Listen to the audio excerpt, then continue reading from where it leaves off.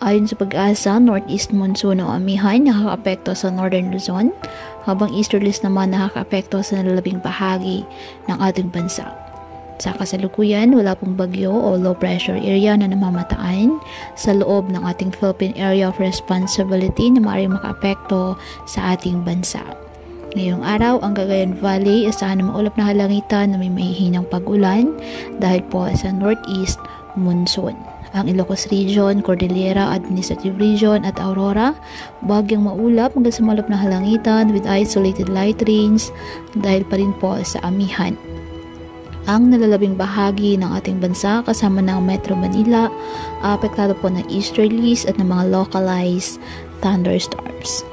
Kaya patuloy po natin na pag-iingat pa din ang ating mga kababayan sa pantapat po ng mga pagbaha at pagguho ng lupa at ugalin po na magdala palagi ng payong o kahit naman panangga sa ulan o di kaya na may sa init ng araw kapag lalabas ng ating mga tahanan.